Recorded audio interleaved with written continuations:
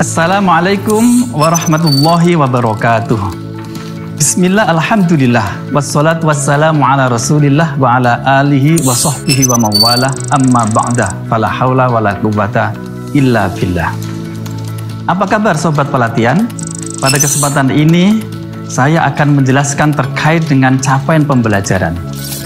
Sebagaimana kita ketahui bahwa dalam kurikulum Merdeka ada dua hal penting yang harus diketahui oleh guru-guru. Yang pertama adalah capaian pembelajaran itu sendiri, dan yang kedua adalah dimensi dan subdimensi pada profil pelajar Pancasila. Capaian pembelajaran inilah nanti yang kelak akan dicapai oleh peserta didik kita melalui proses pembelajaran. Khusus di madrasah, profil pelajar Pancasila itu disebut dengan P5P2RA, yaitu proyek penguatan profil pelajar Pancasila dan profil pelajar rahmatan lil alamin. Kali ini saya akan menjelaskan terkait dengan apa dan bagaimana capaian pembelajaran di madrasah, kemudian bagaimana kekhasan capaian pembelajaran yang ada di madrasah, serta bagian akhir nanti bagaimana satuan pendidikan dan para guru-guru kita menyikapi capaian pembelajaran tadi. Sobat pelatihan rahimakumullah, sebagaimana kita maklumi juga bahwa capaian pembelajaran merupakan kumpulan dari kompetensi-kompetensi yang harus dipelajari dan dicapai oleh peserta didik dalam fase tertentu. Jadi, capaian pembelajaran sebetulnya merupakan kumpulan dari beberapa kompetensi yang capaian pembelajaran ini kemudian dirumuskan dalam satu kalimat yang utuh dalam paragraf yang dikontekstualkan dan dikaitkan dengan tujuan pendidikan madrasah itu sendiri.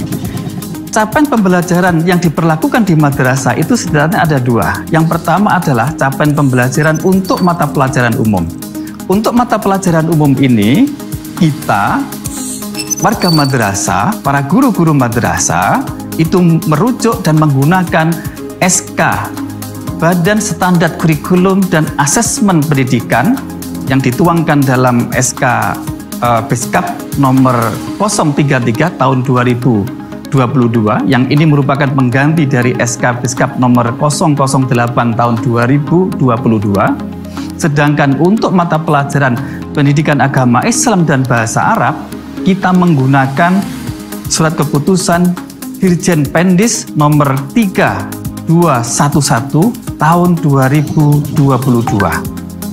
Nah, capaian pembelajaran untuk mata pelajaran pendidikan agama Islam dan bahasa Arab ini untuk RA tentu merujuk kepada STPPA. Kemudian untuk MI, MTS, MA, bahkan MAK, itu ada 5 mata pelajaran di sana. Yang pertama adalah Al-Quran Hadis, Akidah Akhlak, Fikih, SKI, dan Bahasa Arab. Khusus untuk Madrasah Aliyah Peminatan Keagamaan atau program keagamaan, 5 mata pelajaran tadi itu di Madrasah Aliyah reguler, itu dikembangkan menjadi 10 mata pelajaran. Untuk mata pelajaran Al-Quran Hadis menjadi tafsir dan ilmu tafsir, kemudian hadisnya menjadi hadis dan ilmu hadis, sedangkan Akidah Akhlak dipecah menjadi 2 mata pelajaran. Yang pertama adalah ilmu kalam dan kemudian akhlak tasawuf. Untuk fikih, kalau di Madrasah Aliyah reguler, maka di Madrasah Aliyah Peminatan Keagamaan atau program keagamaan menjadi fikih tersendiri dan kemudian usul fikih. Sedangkan bahasa Arab di Madrasah Aliyah Peminatan Keagamaan atau program keagamaan menjadi 2, yaitu bahasa Arab dan nahwu, sorof, serta balaghah. Nah, dengan demikian maka pembelajaran ada di peminatan keagamaan ini lebih mendalam daripada yang madrasah di reguler. Karakteristik capaian pembelajaran dalam mata pelajaran pendidikan agama Islam dan bahasa Arab pada madrasah itu mempunyai beberapa karakteristik.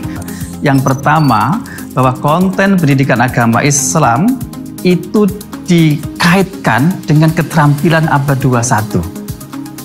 Yang dengan keterampilan ini kita berharap peserta didik kita, lulusan-lulusan kita siap untuk menghadapi tantangan abad 21. Yang kedua adalah capaian pembelajaran kita itu kita rumuskan, dikaitkan dengan konteks bermasyarakat global. Jadi tidak cukup hanya membekali peserta didik kita untuk hidup lokalitas, tapi harus disiapkan untuk pergaulan di tingkat global. Dan yang ketiga, bahwa capaian pembelajaran kita dirumuskan, kita kaitkan dengan bagaimana kehidupan berbangsa dan bernegara. Kenapa? Karena tentu peserta didik kita yang belajar agama di madrasah, sekalipun sedalam apapun pengetahuan agamanya itu, kita tidak menginginkan dia lantas kemudian terlepas dari akar budaya bangsa kita. Kita tidak menginginkan anak-anak kita mendalam dalam bidang ilmu agama lantas dia menjadi orang Arab. Tapi dia tetap ilmu agamanya mendalam, namun kehidupannya tetap konteksnya adalah konteks berbangsa, bernegara dalam naungan Negara Kesatuan Republik Indonesia yang berbineka tunggal ika itu. Nah, yang kedua, karakteristik besar yang kedua adalah bahwa rumusan capaian pembelajaran kita itu kita kaitkan dengan ibadah kepada Allah Subhanahu wa Ta'ala. Artinya begini, rumusan capaian pembelajaran kita, apapun itu rumusannya, materi apapun yang dipelajari dalam pelajaran itu selalu kita arahkan bagaimana pengetahuan yang ia miliki itu kelak nanti diarahkan, diorientasikan untuk pengabdian kepada Allah, untuk mencapai kehidupan di dunia yang sejahtera, tapi juga sejahtera juga di akhirat. Ini artinya apa?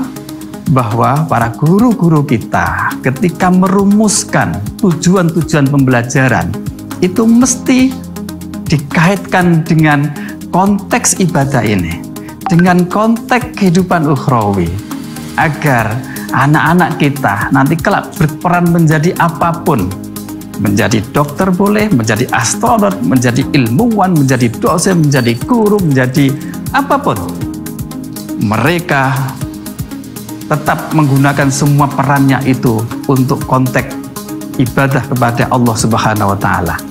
Dan ini mesti kita kondisikan. Kita kondisikan di dalam proses pembelajaran kita, itu kita sesuaikan bagaimana suasana kebatinan di dalam proses pembelajaran dan penilaian sekaligus itu bernuansa ukhrawi, bernuansa ibadah kepada Allah Subhanahu wa Ta'ala. Para sobat pelatihan yang semoga dirahmati oleh Allah Subhanahu wa Ta'ala, lalu apa yang harus dilakukan oleh satuan pendidikan dan guru-guru kita terhadap capaian pembelajaran tadi? Yang pertama, bahwa capaian pembelajaran tadi itu kan sifatnya masih umum. Nah, para guru-guru kita, satuan pendidikan itu mesti menurunkan dalam bentuk tujuan-tujuan pembelajaran yang lebih spesifik. Yang tujuan pembelajaran ini nanti akan dicapai oleh peserta didik kita dalam proses pembelajaran dalam satu atau beberapa pertemuan. Kalau kurikulum dulu, tujuan pembelajaran ini disebut dengan KD atau kompetensi dasar. Nah, berikutnya setelah guru-guru kita, satuan pendidikan madrasah kita berhasil merumuskan tujuan-tujuan pembelajaran, maka kemudian harus melakukan apa yang disebut dengan analisis tujuan pembelajaran, disebut dengan ATP, yaitu alur tujuan pembelajaran. Alur tujuan pembelajaran ini oleh guru nanti digunakan untuk menentukan mana yang diajarkan duluan, kemudian mana diakhirkan, dan seterusnya. Jadi mengurutkan dengan tentu menggunakan logika keilmuan. Karena itu yang menyusun TP ATP ini tentu guru-guru yang sudah profesional, yang betul-betul memahami konsep keilmuan itu. Biasanya dan sebaiknya sarannya para guru secara berkelompok, berkolaborasi untuk menyusun ini. Jadi tidak disarankan untuk menyusun sendiri. Kenapa? Karena salah satu pesan dari kurikulum Merdeka ini adalah memaksa para guru-guru kita untuk mau berbagi, itu sebetulnya tujuannya. Mau berbagi, mau berkolaborasi dengan guru yang lain untuk mengantarkan, punya kewajiban untuk menurunkan CP tadi itu menjadi TP dan ATP. Di samping itu, para guru-guru kita satuan pendidikan madrasah kita harus mengkondisikan suasana kebatinan di lingkungan madrasah, di lingkungan kelas, agar memungkinkan suasana itu bagi tumbuh dan berkembangnya karakter madrasah yang 4 tadi disebutkan, yaitu keterampilan abad 21, bermasyarakat global, semua yang dilakukan dalam konteks berbangsa dan bernegara dan ber-NKRI, serta semuanya itu diarahkan untuk menggapai kebahagiaan di dunia sekaligus akhirat, yang itulah bernilai ibadah. Demikian, pada akhirnya mari kita siapkan diri dan mental kita untuk menyambut perubahan ini. Semoga apapun yang kita lakukan ini kelak bermanfaat bagi semua peserta didik kita dalam menghadapi tantangan di zamannya untuk menggapai kehidupan di dunia yang bahagia dan di akhirat masuk surganya Allah Subhanahu wa taala. Demikian materi yang dapat kami sampaikan, semoga bermanfaat. Akhirul kalam, wassalamualaikum warahmatullahi wabarakatuh.